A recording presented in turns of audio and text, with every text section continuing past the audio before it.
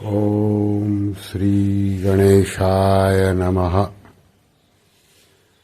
ओम अच्युताय नमः। ओम अनंताय नमः। ओम माधवाय नमः। सभी गीता प्रेमियों को सादर प्रणाम के साथ जय श्री कृष्ण।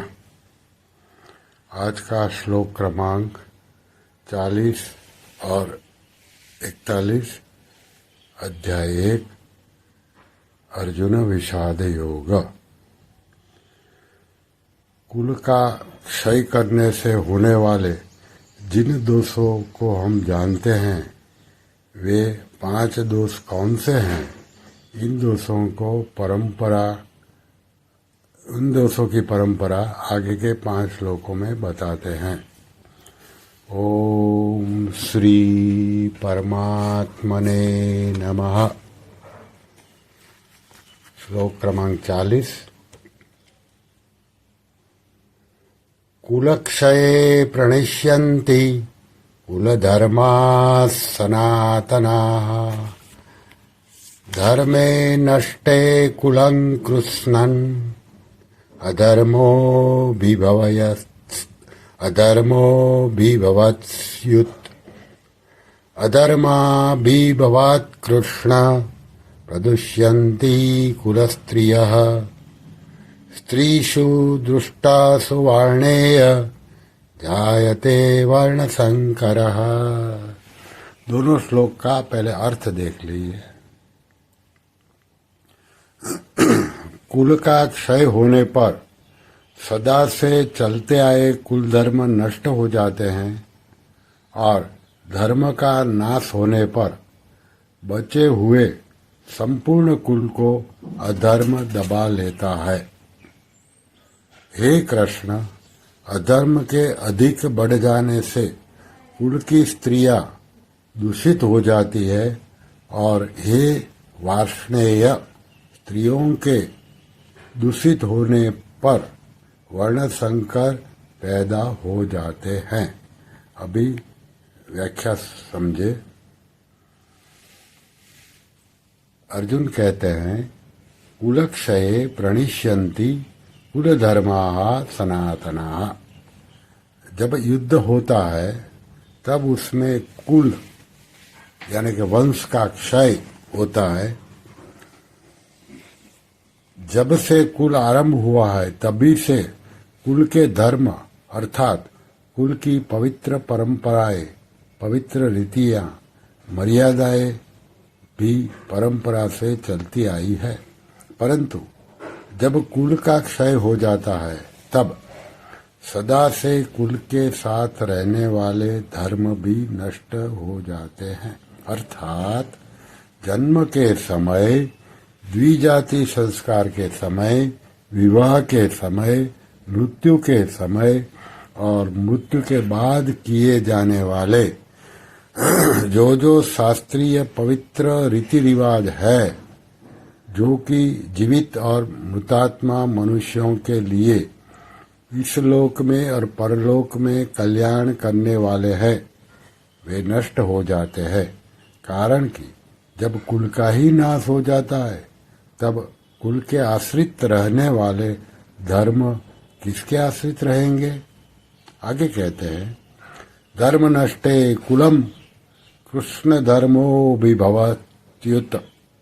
जब कुल का पवित्र मर्यादाएं, पवित्र आचरण नष्ट हो जाते हैं तब धर्म का पालन न करना और धर्म से विपरीत काम करना अर्थात करने लायक काम को न करना और न करने लायक काम को करना रूप अधर्म संपूर्ण कुल को दबा लेता है।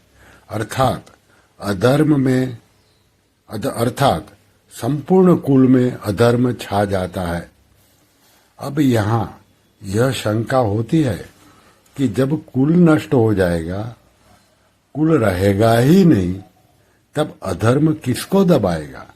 इसका उत्तर वह है कि जो लड़ाई के योग्य पुरुष हैं वे तो युद्ध में मारे जाते हैं, किंतु जो लड़ाई के योग्य नहीं है, ऐसे जो बालक और स्त्रियां पीछे बच जाती है, उनको अधर्म दबा लेता है। कारण कि जब युद्ध में शस्त्र, शास्त्र, व्यवहार आदि के जानकार और अनुभवी पुरुष मर जाते हैं, तब पीछे बचे लोगों को अच्छी शिक्षा देने वाले, उन पर शासन करने वाले नहीं रहते। इससे मर्यादा का, व्यवहार का ज्ञान न होने से वे मनमाना आचरण करने लग जाते हैं, अर्थात वे करने लायक काम को तो करते नहीं और करने लायक काम को और न करने लायक काम को करने लग जाते हैं। इसलिए उनमें अधर्म फैल जाता है। श्लोक 41 में अर्जुन कहते हैं, अधर्मा भी भवात् कृष्ण प्रदुष्यन्ति कुल स्त्रियः। धर्म का पालन करने से अंतःकरण शुद्ध हो जाता है। अंतःकरण शुद्ध होने से बुद्धि सात्विक बन जाती है। सात्विकी बुद्धि में क्या करना चाहिए और क्या नहीं करना चाहिए, इसका विवेक जागृत रहता है। परंतु जब कुल में अधर्म बढ़ जाता है, तब आचरण अशुद्ध होने लगते हैं, जिससे अंतःकरण अशुद्ध हो जाता है। अंतःकरण अशुद्ध होने से बुद्धि तामसी बन जाती है। बुद्धि तामसी होने से मनुष्य अकर्तव्यों को कर्तव्य और कर्तव्य को अकर्तव्य मानने लग जाता है, अर्थात उसमें शास्त्र मर्यादा से उल्टी बातें पैदा होने लग जाती है। इस विपरीत बुद्धि से कुल की स्त्रियां दूषित अर्थात व्यभिचारिणी हो जाती है। स्त्रीषु दुष्टासु वार्ष्णेय जायते वर्ण संकरः। स्त्रियों के दूषित होने पर वर्ण संकर पैदा हो जाते हैं। पुरुष और स्त्री दोनों अलग अलग वर्ण के होने पर उनसे जो संतान पैदा होती है, वह वर्ण संकर कहलाती है। अर्जुन यहाँ कृष्ण संबोधन देकर यह कह रहे हैं कि आप सबको खींचने वाले होने से कृष्ण कहलाते हैं।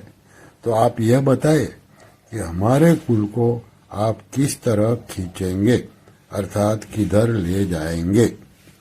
वार्ष्णेय संबोधन देने का भाव है कि आप वृष्णि वंश में अवतार लेने के कारण वार्ष्णेय कहलाते हैं, परंतु जब हमारे कुल का नाश हो जाएगा, तब हमारे वंशज किस कुल के कहलाएंगे। अतः उस कुल का नाश करना उचित नहीं है। श्री कृष्ण शरणं मम, श्री कृष्ण शरणं मम,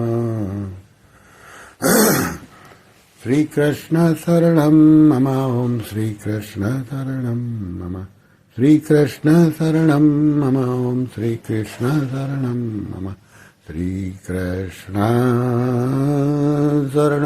मम, श्री कृष्ण शरणं मम, श्री कृष्ण शरणं मम, श्री कृष्ण शरणं मम, श्री कृष्ण शरणं मम, श्री कृष्ण शरणं मम, श्री कृष्ण शरणं मम, श्री कृष्ण शरणं मम, श्री कृष्ण शरणं मम, श्री कृष्ण शरणं मम, श्री कृष्ण शरणं मम, श्रीकृष्ण शरणं मम श्रीकृष्ण शरणं मम ॐ श्रीकृष्ण कृष्णार्पणमस्तु।